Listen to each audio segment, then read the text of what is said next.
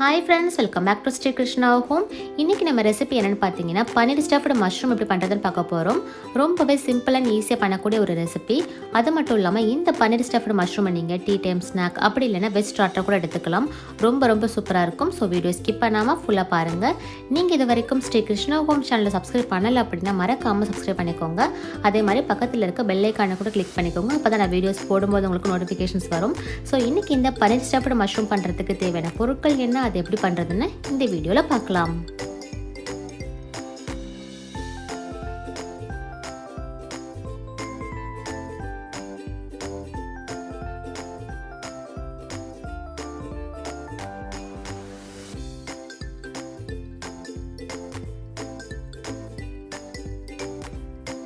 இன்றைக்கி நான் இந்த ஸ்டஃப்டு மஷ்ரூம் பண்ணுறதுக்காக 350 கிராம் மஷ்ரூம் எடுத்திருக்கேன்.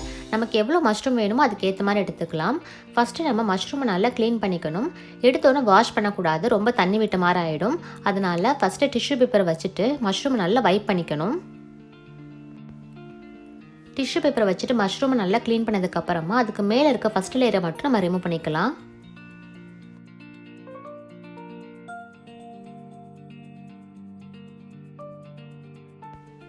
இதே மாதிரி எல்லா மஷ்ரூமே நம்ம க்ளீன் பண்ணி வச்சுக்கலாம். இன்றைக்கி நம்ம ஸ்டஃப்டு மஷ்ரூம் பண்ணுறதுனால மேல் பகுதி தனியாகவும் தண்டு பகுதி தனியாகவும் பிரிச்சுக்கணும். அந்த மாதிரி பிரிச்சுட்டு க்ளீன் பண்ணிங்க அப்படின்னா ரொம்ப ஈஸியாக வரும் அந்த ஸ்கின் எடுக்கிறதுக்கு.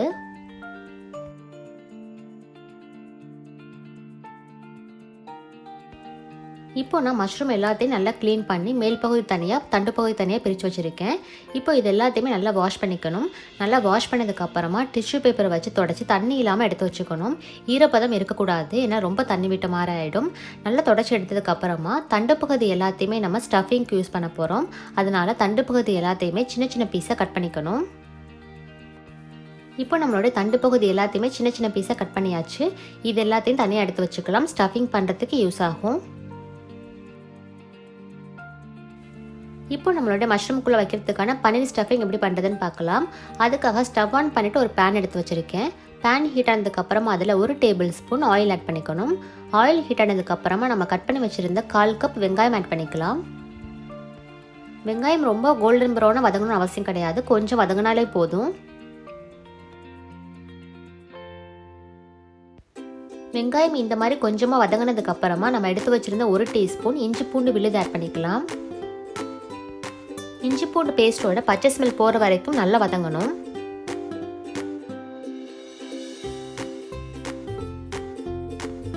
இஞ்சி பூண்டு விழுது நல்லா வதங்கினதுக்கு அப்புறமா நம்ம எடுத்து வச்சிருந்த 1/4 டீஸ்பூன் மஞ்சள் தூள் ஆட் பண்ணிக்கலாம். மஞ்சள் தூள் நல்லா மிக்ஸ் பண்ணி விட்டதுக்கு அப்புறமா நம்ம எடுத்து வச்சிருந்த 1/2 கப் சின்னதாக கட் பண்ண கேப்சிகம் ஆட் பண்ணிக்கலாம். நான் இன்னைக்கு 3 கலர் கேப்சிகம் ஆட் பண்ணிக்கிறேன். உங்கள்கிட்ட என்ன கலர் இருக்கோ அதை நீங்கள் ஆட் பண்ணிக்கலாம். கேப்சிகம் ஆட் பண்ணதுக்கு அப்புறமா சின்னதாக கட் பண்ண 2 பச்சை மிளகாய் ஆட் பண்ணிக்கிறேன். இதோட நம்ம கட் பண்ணி வச்சிருந்த மஷ்ரூமோட தண்டு பகுதி இருக்கு இல்லையா, அது எல்லாத்தையுமே நம்ம ஆட் பண்ணிக்கலாம். கேப்சிகம் மஷ்ரூம் ரெண்டுமே ரொம்ப சீக்கிரமாகவே குக் ஆகிடும். அதனால தான் ரெண்டையுமே ஒரே டைமில் ஆட் பண்ணியிருக்கேன். அப்போ தான் நமக்கு ஈவனாக குக் ஆகி வரும். இந்த ஸ்டேஜில் நமக்கு தேவையான அளவு உப்பு ஆட் பண்ணிக்கலாம். இப்போ இது எல்லாத்தையும் நல்லா மிக்ஸ் பண்ணி விட்டுடலாம். கேப்சிகம் மஷ்ரூம் ரெண்டுமே நல்லா வதங்குற வரைக்கும் நம்ம குக் பண்ணிக்கணும். மூடி போட்டு க்ளோஸ் பண்ணாமல் தான் நம்ம வதக்கி விடணும். அப்போ தான் நமக்கு ஈரப்பதம் இல்லாமல் ஸ்டஃபிங் நல்லா ட்ரையாக கிடைக்கும். ஒரு 2 நிமிஷத்துக்கு அப்புறம் பார்த்தோன்னா கேப்சிகம் மஷ்ரூம் எல்லாமே நல்லா வதங்கிருச்சு. இந்த ஸ்டேஜில் நம்ம எடுத்து வச்சுருந்த 1 டீஸ்பூன் மிளகாய்த்தூள் ஆட் பண்ணிக்கலாம். மிளகாய்த்தூள் வந்து நம்மளுடைய காரத்துக்கு ஏற்ற மாதிரி நம்ம சேர்த்துக்கலாம். 1/2 டீஸ்பூன் சீரகத்தூள், 1 டீஸ்பூன் கரம் மசாலா, 1/2 டீஸ்பூன் மல்லித்தூள். இதோட நான் 1/2 டீஸ்பூன் ஆம்ச்சூர் பவுடர் ஆட் பண்ணிக்கிறேன். ஆம்ச்சூர் பவுடர் அப்படிங்கிறது ட்ரை மேங்கோ பவுடர். இது இல்லை அப்படின்னா நீங்கள் 1 டீஸ்பூன் லெமன் ஜூஸ் ஆட் பண்ணிக்கலாம். இப்போ இது எல்லாத்தையுமே நல்லா மிக்ஸ் பண்ணி விட்டுக்கணும். மசாலா பொருள் எல்லாமே நம்மளோட தேவைக்கு ஏற்ற மாதிரி நம்ம ஆட் பண்ணிக்கலாம். நான் இன்றைக்கி கொஞ்சம் கம்மியாக தான் ஆட் பண்ணியிருக்கேன். உங்களோட தேவைக்கு ஏற்ற மாதிரி நீங்கள் அதிகமாகவோ இல்லை கம்மியாகவோ நீங்கள் ஆட் பண்ணிக்கலாம். மசாலா பொருளோட பச்சை ஸ்மெல் போகிற வரைக்கும் நம்ம நல்லா குக் பண்ணிக்கணும்.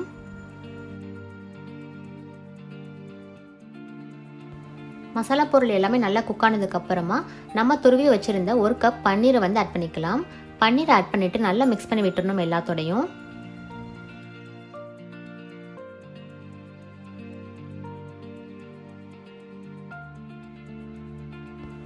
பன்னீரோட மசாலா பொருள் எல்லாமே நல்லா மிக்ஸ் ஆனதுக்கப்புறமா நம்ம எடுத்து வச்சுருந்த கொத்தமல்லி ஆட் பண்ணிவிட்டு ஸ்டவ் ஆஃப் பண்ணிடலாம். இப்போ நம்மளுடைய மஷ்ரூமுக்குள்ளே வைக்கிறதுக்கான பன்னீர் ஸ்டஃபிங் ரெடி ஆகிடுச்சு. இந்த ஸ்டஃபிங் நல்லா ஆறுனதுக்கப்புறமா மஷ்ரூமுக்குள்ளே வைக்க ஆரம்பிக்கலாம். இப்போ நம்ம ஸ்டஃப்டு மஷ்ரூம் பண்ணுறதுக்கான மஷ்ரூம் ரெடியாக இருக்குது, ஸ்டஃபிங் ரெடியாக இருக்குது. அதே மாதிரி கொஞ்சம் சீஸ் எடுத்து வச்சுருக்கேன். எப்படி பண்ணுறதுன்னு பார்க்கலாம். ஃபஸ்ட்டு நான் ஒரு மஷ்ரூம் எடுத்துக்கிறேன். அதோட உள்பக்கத்தில் நம்ம ரெடி பண்ணி வச்சுருக்க பன்னீர் ஸ்டஃபிங்கை உள்ளே வச்சுக்கலாம். எவ்வளோ வைக்க முடியுதோ அந்த அளவுக்கு நம்ம வைக்கலாம். ஸ்டஃபிங் உள்ளே வச்சதுக்கப்புறமா மெதுவாக ஸ்பூனை வச்சு இந்த மாதிரி ப்ரெஸ் பண்ணி விட்டுக்கணும்.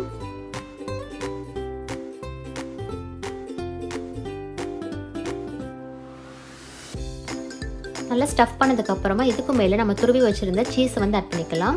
சீஸ் வந்து ரொம்பவே நல்ல டேஸ்ட்டு கொடுக்கும், ரொம்ப ஜூஸியாகவும் இருக்கும் நமக்கு சாப்பிடும்போது. அதனால் நமக்கு எவ்வளோ சீஸ் வேணுமோ அதுக்கேற்ற மாதிரி நம்ம ஆட் பண்ணிக்கலாம்.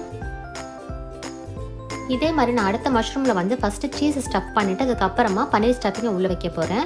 அதுக்கு மேலே நமக்கு தேவையான அளவு இன்னும் சீஸ் வச்சுக்கலாம். இந்த மாதிரி பண்ணும்போது மஷ்ரூம் ரொம்பவே ஜூஸியாக கிடைக்கும். அது மட்டும் இல்லாமல் டேஸ்ட் ரொம்ப சூப்பராக இருக்கும். கிட்ஸ் ரொம்ப என்ஜாய் பண்ணி சாப்பிடுவாங்க. கண்டிப்பாக இது மாதிரி நீங்கள் ட்ரை பண்ணி பாருங்கள். ரொம்ப சீஸியாக சூப்பராக இருக்கும் சாப்பிட்றதுக்கு. இதே மாதிரி நம்ம எல்லா மஷ்ரூமே ரெடி பண்ணி வச்சுக்கலாம்.